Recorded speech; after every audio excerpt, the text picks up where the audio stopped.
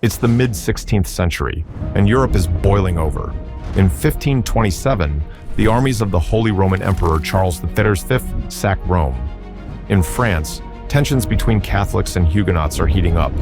The St. Bartholomew's Day massacre is still ahead. In Germany, Luther's Reformation is splintering into a chain of bloody conflicts. Spain has just finished driving out the Muslims and is turning into a united Catholic monarchy. And what do all these events have in common? The Netherlands take no part in any of them, because they can't. Let's compare the scale of Europe's major players. France has a staggering population of about 20 million people, spread across nearly 500,000 square kilometers, about 193,000 square miles. Spain, Castile plus Aragon, roughly 6 to 7 million people. England and Wales, about 3 million inhabitants. And the Netherlands?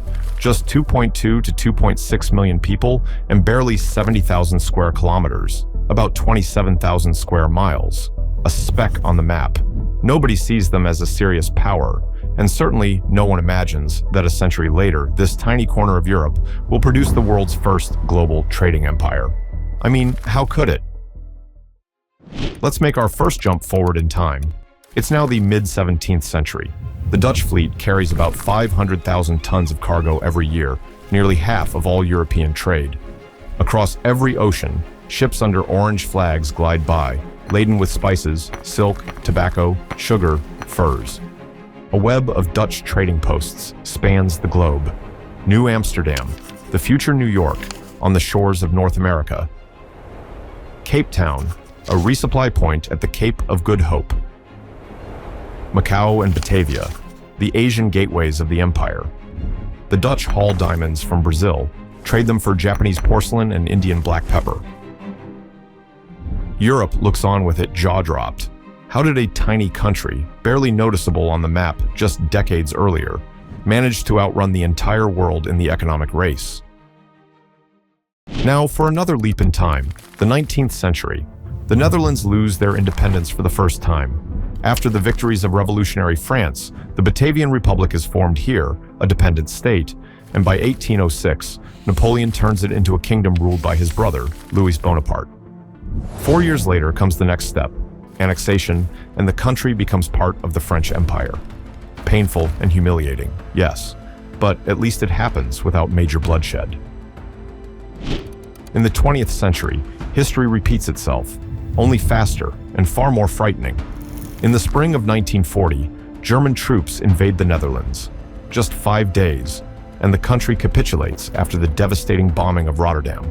5 years of occupation follow, repressions, hunger, mass deportations. If the French conquest had been gradual, the German one is instantaneous. It seems like with every new century, once mighty republic was getting more and more defenseless. Today, the Netherlands is one of Europe's smallest countries, yet unbelievably dense. 18 million people packed into a tiny patch of land. Nothing remains of the colonial empire, and no one sees the country as a serious power anymore. History seems to have completed a full circle, bringing the Netherlands back to where it began, to the margins of global politics. But how did this small country manage to build an empire, and how did it manage to lose it? Before you is the largest painting Rembrandt ever created. It hangs in Stockholm and is called The Conspiracy of Claudius Civilis. The scene comes from the Roman historian Tacitus, a one-eyed chieftain of the Batavi, a people who lived on what is now Dutch soil, rallies his compatriots to rise up against Rome. The uprising, as you might guess, ended in defeat. But this episode became the foundation of a national mythology. As early as the 17th century, Dutch intellectuals were calling their country the Batavian Republic. And it wasn't just a scholarly reference. The connection to the Batavi ran deeper. It reflected the people's inner sense of themselves. Dutch culture has long carried a clear message. We are freedom-loving, we are independent, we defend our liberty even when the enemy is 100 times stronger. Whoever comes to conquer us will not find it easy, and conquerors showed up regularly. Everyone wanted to get their hands on the wealth of medieval Netherlands. And where did that wealth come from? Let's take a look. Across the English Channel lies England, with its pastures and herds of sheep. From there comes wool. Here in Flanders, that wool is turned into cloth using a new horizontal loom. Invented in the 11th century, it was 3 times more productive than the old vertical one. Woolen cloth in that era was a strategic commodity. With no cotton or synthetics, everyone needed it. Peasants, merchants, kings. From Ghent and Bruges, the finished cloth went back to England and south to Italy. And from Italy, in turn, came capital. Lombard merchants and bankers opened offices in Bruges and Ghent, issued loans, exchanged currencies. The cities grew, and soon the country could no longer feed their swelling populations. But that wasn't a problem. Ships of the German Hanseatic League roamed the Baltic Sea. From Prussia and Poland, they carried grain. From Scandinavia, timber and wax for candles. From distant Russia, furs. All of this tied the Netherlands, Germany, and Northern Europe into a single trading network. The result was a vibrant, interdependent economy where money, goods, and ideas flowed constantly. The region became one of the richest in Europe, rivaled only by the commercial cities of Italy. And the country still lives off the achievements of that age. Not much demand for woolen cloth these days, but tourists from all over the world visit Ypres to see the majestic Cloth Hall, or Ghent, home to the famous Ghent altarpiece by the Van Eyck brothers. There truly is something divine, otherworldly in that masterpiece. But don't forget that the artists were paid with money earned from wool trade. No wonder so many powers fought over this wealthy region. Intrigue, marriages of convenience, nightly duels, and eerie twists of fate. There was plenty of everything. Get ready. We are going medieval on Holland. Here we have Duke Philip the Bold, founder of the Burgundian dynasty. From the mid-14th century, the lands of today's Netherlands lie under his rule. The Dukes of Burgundy are so powerful, they challenge the kings of France, and at some point, their struggle gets mystical. In 1407, Louis of Orleans, brother of the French king, was murdered in Paris. His skull split open, his hand cut off. Rumor had it the order came from Burgundy. 12 years later, Duke of Burgundy John the Fearless met the same fate. On a bridge over the Seine, he received identical wounds. What a mysterious tit for tat. After that, Burgundy sided with England in the 100 Years' War. By then, the Burgundian dukes had gathered nearly all the wealthy cities of the region under their rule. After the death of the last duke, Charles the Brave, in 1477, the territories passed to his daughter Mary, and with her marriage, to the House of Habsburg. When the Habsburg dynasty later split into its Spanish and Austrian lines, the northern lands went to the Spanish king, Philip II, and under his reign, the real trouble began. King Philip came with 2 major problems. The first was his wealth. Spain at the time controlled the silver mines of Potosi in South America. Half of all the silver coins in Europe were minted from Potosi silver. Philip could afford any political gamble he pleased. The second problem was his faith. Philip II was a devout Catholic and demanded the same from his subjects. But Calvinism, strict, demanding, hostile to churchly luxury, was spreading rapidly in the Netherlands. In 1567, an uprising broke out. Crowds of believers smashed altars, toppled statues of saints, shattered stained glass windows. Scripture said, "Thou shalt not make unto thee any graven image." And the Calvinists took those words literally. Naturally, Philip had no intention of tolerating this. By Philip's order, a new governor arrived in the Netherlands, the Duke of Alba. His first act was to establish the Council of Blood, a tribunal tasked with hunting down heretics and handing out death sentences. The painter Peter Bruegel the Elder left a haunting reminder of that time. In his Massacre of the Innocents, Bethlehem is transformed into a snow-covered Dutch town, and Herod's soldiers have changed too. Now they are Spanish mercenaries tearing children from their mother's arms. Bruegel turned a biblical story into a portrait of his country's suffering. Local nobles protested, but when their delegation arrived at the governor's palace, Alba ordered that these beggars be thrown out. Beggars? Very well, let's see what beggars can do. The nobles took up the name Guizen from the French gueux, beggars. They armed ships and began attacking Spanish vessels. What started as guerrilla raids gradually turned into a full-fledged war for independence. And now, place your bets, ladies and gentlemen. On one side, Spain. with 7 million people and an endless stream of silver from Potosi. And above all, its new army, the famed tercios. These elite infantry units combined pikemen and arquebusiers into a single fighting machine. The pikemen leveled their long spears to repel cavalry charges, while the arquebusiers poured fire into enemy infantry. It was a universal new tactic, and the Spanish had mastered it. Most Spanish units were stationed in Italy. There were wars there as well, but even that didn't stop them.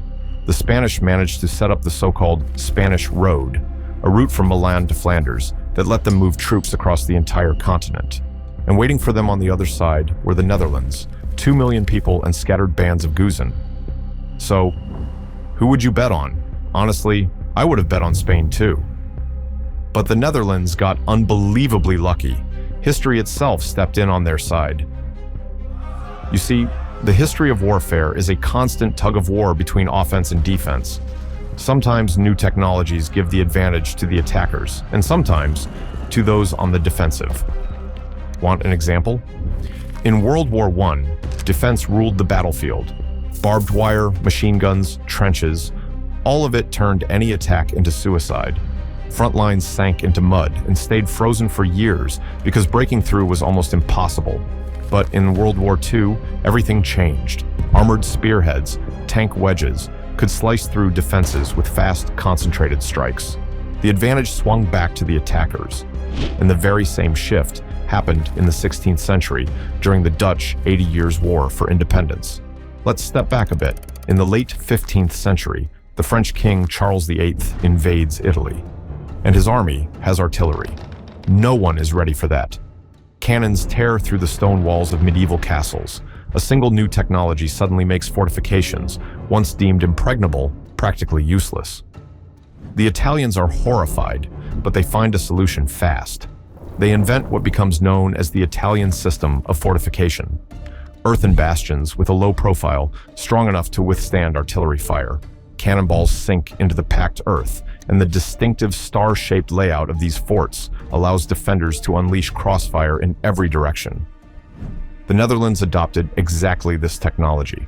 In their flat country, you couldn't build castles on cliffs, but you could raise earthen forts right in the fields, and they turned out to be astonishingly effective.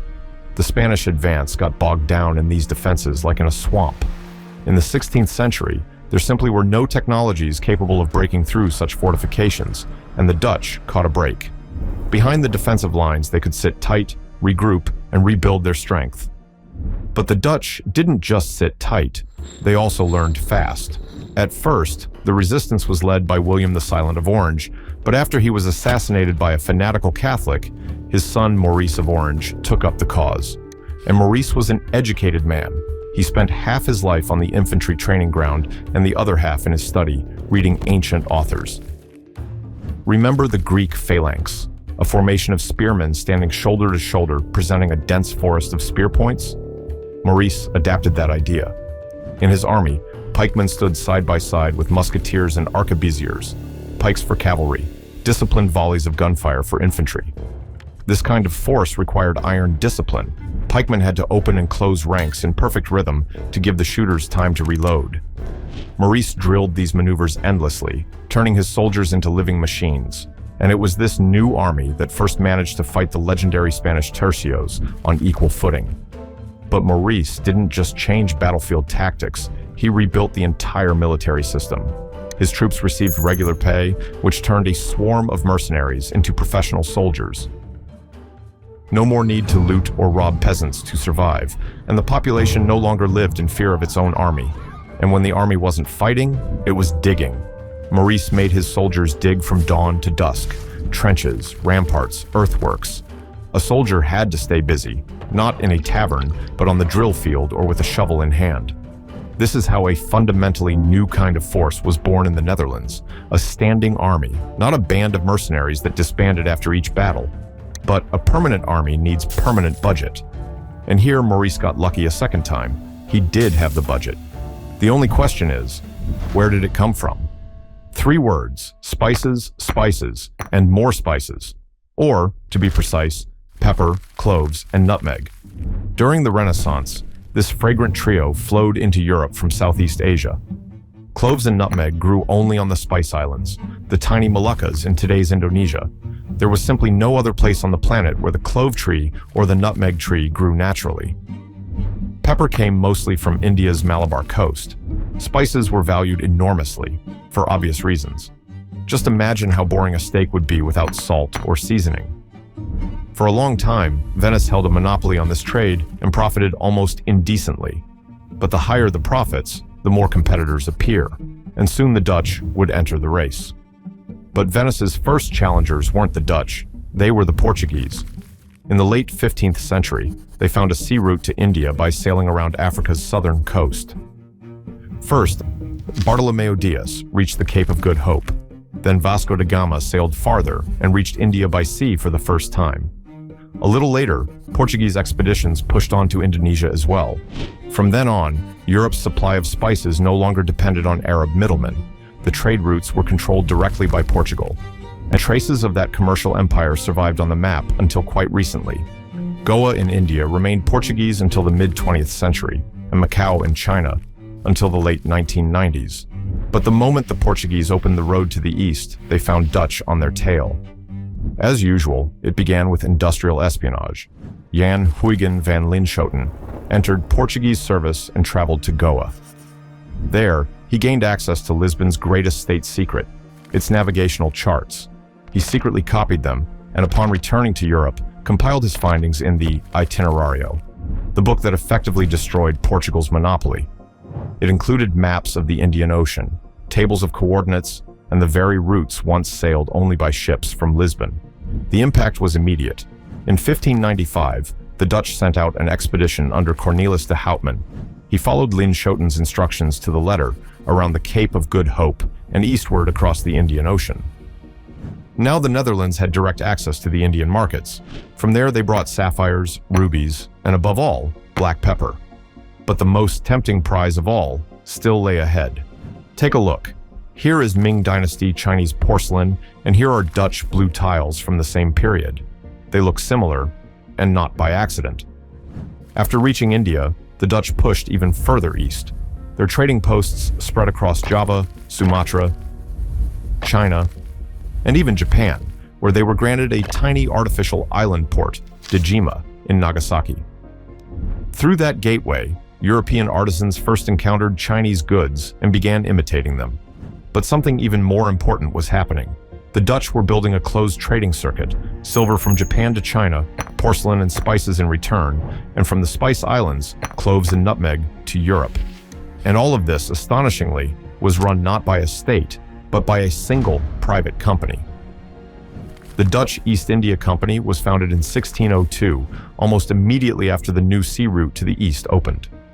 It was governed by a Council of 17, representing all the provinces of the Netherlands, essentially a miniature version of the Republic itself. And the company was officially allowed to have its own ships, its own soldiers, and, when necessary, to wage its own wars. At its peak, its annual turnover rivaled the state budget. But here's the question: how could a private company control trade across half the planet? Look at modern global commerce. It's driven by the movement of bulk cargo. Take soybeans, for example.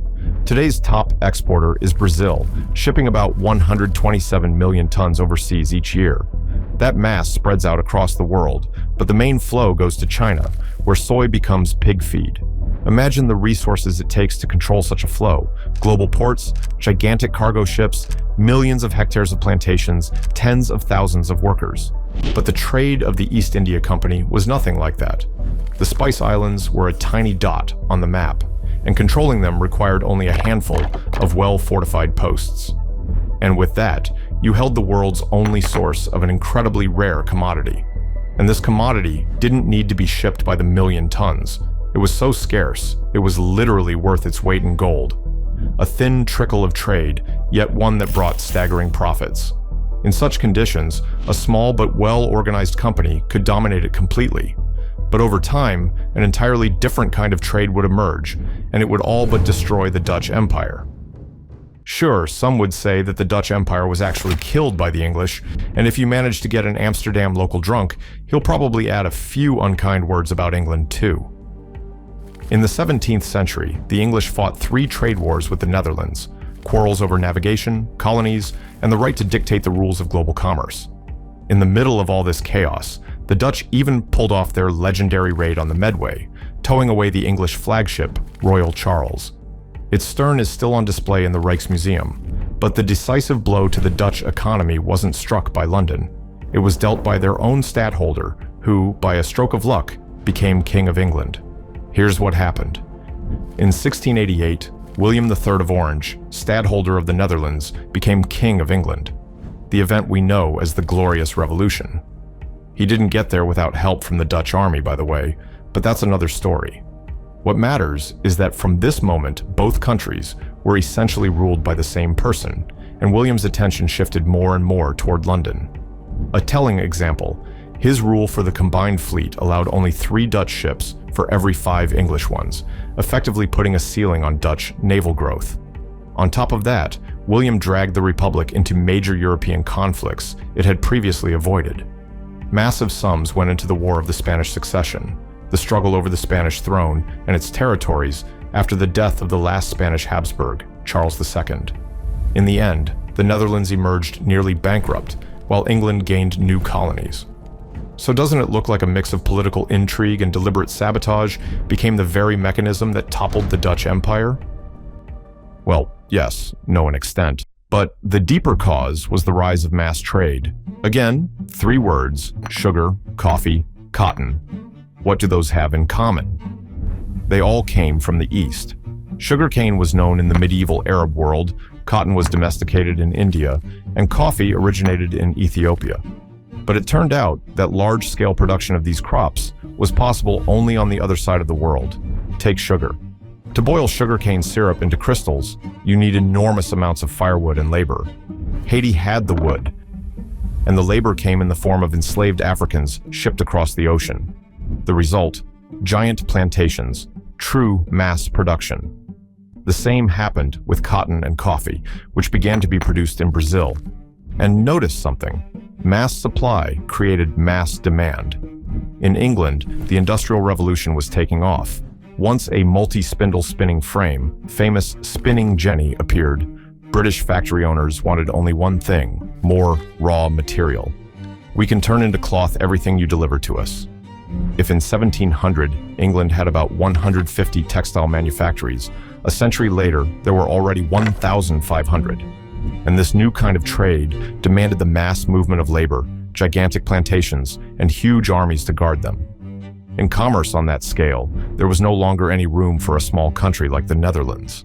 It simply didn't have the human resources. A small nation couldn't supply enough workers and soldiers, and so began the slow disintegration of the Dutch colonial empire. Look at the map. In 1795 to 1796, Britain seized Malacca and Dutch trading posts in India, and in 1796, Ceylon. Almost simultaneously, the Cape Colony in South Africa was lost. By the 19th century, Dutch holdings in Africa were fading away.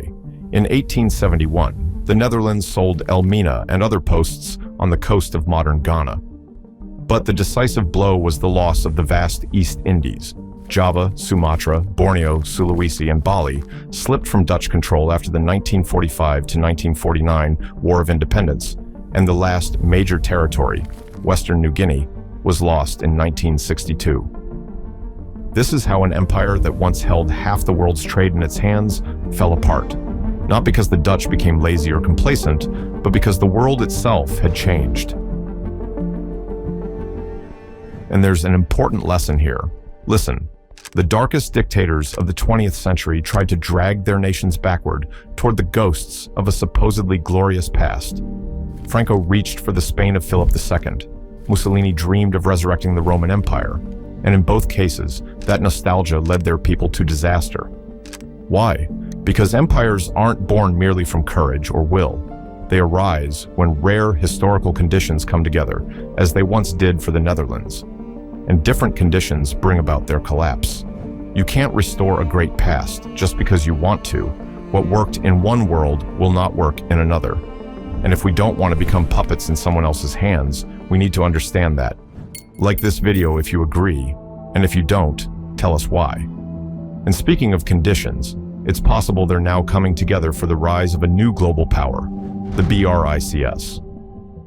Here's the video about it.